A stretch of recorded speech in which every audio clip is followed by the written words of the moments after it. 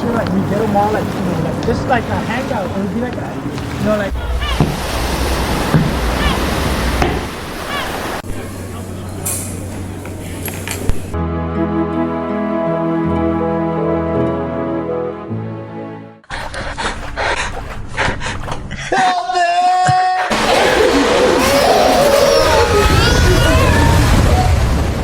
You just watched footage from the Titanic's first-class deck in 1912, except this was filmed yesterday. I'm about to blow your mind with how AI lets us step into history. 5 game-changing steps from concept to viral content, plus the underground YouTube trick that guarantees views. Don't worry, this tutorial is absolutely legal. Step 1. Crafting your historical prompts. A lot of people mess up right from here, so pay attention. Before you even think about touching ChatGPT, you need inspiration. Head over to TikTok and search for POV content. I'm talking about scrolling through those POV, you're a worker in Chernobyl, or POV, you're a gladiator in ancient Rome videos. Don't just watch them, study them. What makes you stop scrolling? What hooks you in the first 3 seconds? Once you've got that light bulb moment, fire up ChatGPT. But don't just throw a random idea at it and hope for the best. You need to be specific about the role you want it to play.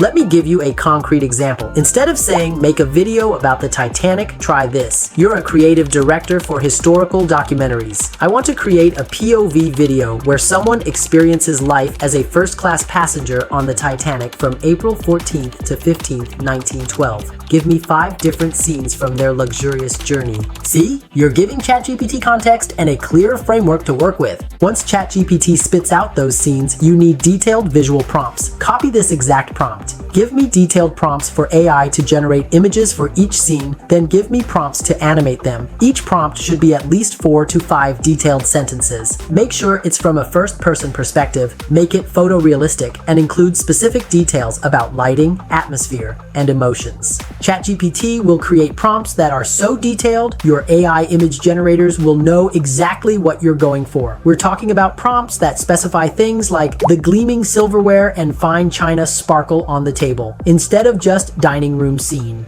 Pro tip, and this one changed everything for me. I always ask ChatGPT to include sensory details in my prompts. Things like, the sense of grandeur is palpable, don't directly show up in your images, but they influence the AI to create more atmospheric and emotional content. Step 2. Generating your historical images. For this, I'm using Midjourney, but honestly, there are tons of options out there. The key is finding one that handles photorealistic historical content well. Here's the workflow that works every single time. Copy your first prompt and head to Midjourney's website. Paste your prompt in the prompt box. Maybe tweak it a bit to suit your vision. Before you hit generate, click that settings icon on the right side of the prompt box. Set your aspect ratio to 9:16. This is crucial. I don't care if you're planning to use this for YouTube eventually. Start with vertical. Why? Because vertical content performs better on TikTok and Instagram, and you can always crop it later for YouTube Shorts. You're future-proofing your content. Also, make sure to add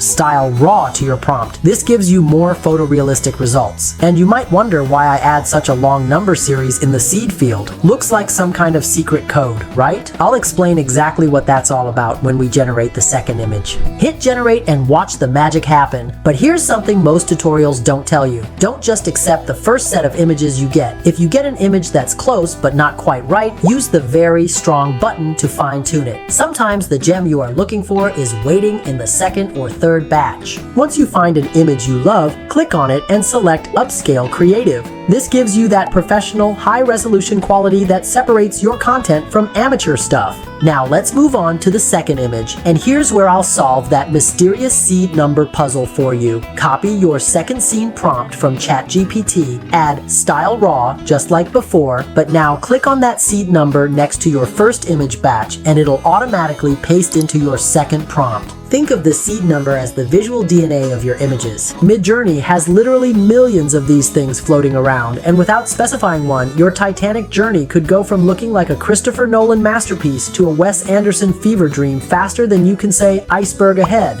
Nobody wants their elegant Edwardian drama suddenly turning into a quirky pastel-colored indie film, right? By using the same seed number across all your scenes, you're basically telling Midjourney, hey, keep the same aesthetic vibe going here. Once you've got your second image batch looking gorgeous and consistent with the first, just rinse and repeat this exact process for your remaining 3 scenes. Same seed number, same style raw, same 9:16 aspect ratio. Trust the process. Consistency is what separates amateur AI content from stuff that actually looks professional. Step 3. Bringing static images to life. Kling is actually pretty generous with their free tier compared to other platforms. However, if you're serious about building your channel and need to pump out several clips per day, you'll want to consider going pro. The wait times on the free tier are, well, let's just say they're not great when you're trying to scale your content creation. Upload your image, paste that detailed animation prompt we crafted earlier, and it's time to unleash your inner director. This platform has a game-changing camera control feature for historical content. You can specify camera movements like handheld device filming or the camera is stationary. Some beginners go crazy with camera controls thinking more is better. Nope, start with just 1 or 2 movements per scene. For this whole video, I will mostly go with handheld camera filming. This camera movement makes the experience way more immersive, like you're watching someone's personal vlog and actually joining them on their Titanic journey. Now just repeat this exact process with your remaining 3 images. Since you've already got all your prompts ready from ChatGPT, this should be a breeze. Pro tip, queue up multiple animations so you've always got something rendering, and use that waiting time to review your upcoming scenes or start planning your audio. Step 4, crafting the audio experience. Remember those detailed animation prompts we created? Go back and look for audio cues. Pixabay is your best friend for royalty-free sound effects. With a vast selection of atmospheric sounds, it's perfect for adding depth and authenticity to your historical scenes. Time to weave it all together. CapCut is my go-to for editing. It's free, it's powerful, and it doesn't watermark your exports if you know what you're doing. Import all your clips and sound effects. Start by dragging your video clips into the timeline, but don't just dump them in sequence. Think about pacing. Historical POV content works best when you give viewers time to absorb each moment. From what I've learned, each scene should last just long enough for the viewer to feel present in that moment, but not so long that they start questioning the realism. For most scenes, we're talking 3 to 5 seconds max. Cut out any obvious AI artifacts. You know, those moments where a hand has 6 fingers or period details don't quite make sense. Be ruthless here. One weird AI glitch can destroy the immersion you've spent hours building. Speed adjustments are crucial for historical content. Sometimes slowing down a clip by 10 to 20% makes it feel more cinematic and gives weight to important moments. Other times, a subtle speed increase helps maintain energy during the more dramatic scenes. Now, let's get your audio layered properly. This is what separates good videos from incredible ones. Start with ambient background sounds. These create the world your viewer is stepping into.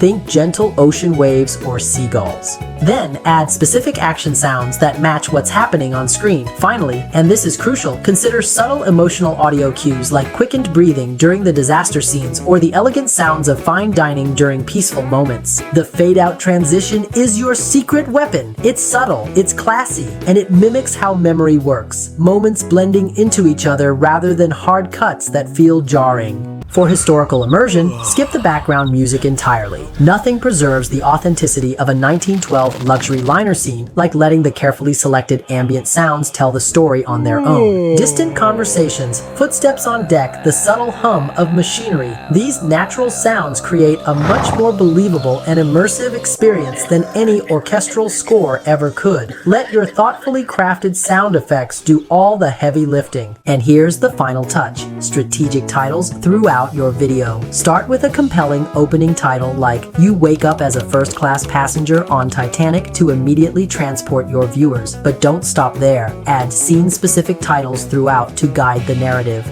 Enjoying breakfast on the deck, gazing at the starry sky, dining in the first-class dining room, dancing in the majestic ballroom, swimming through the flooded corridor, watching the Titanic sink from a lifeboat. These titles act like chapter markers, helping viewers stay engaged and emotionally invested in each moment of the journey.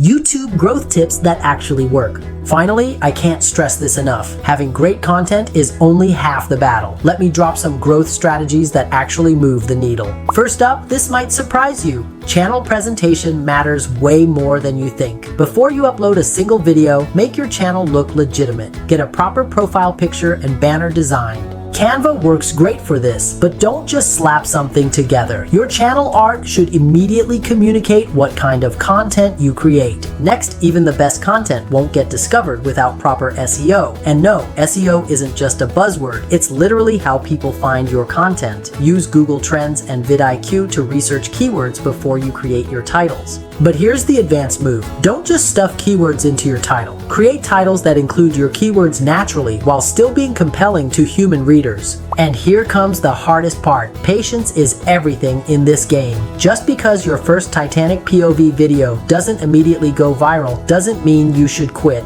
Focus on your performance over a month, not just individual videos. The algorithm needs time to understand what you're creating and who wants to see it. I can't wait to see what historical moments you bring to life. Drop a comment and tell me which era you're diving into first. Ancient Rome, Wild West, medieval times. Time to unlock your superpower and start creating impossible content that breaks the internet. Want to try these amazing AI yourself? All links and resources are awaiting you in the description. If you found this video helpful, please like and subscribe. Thanks for watching. Bye.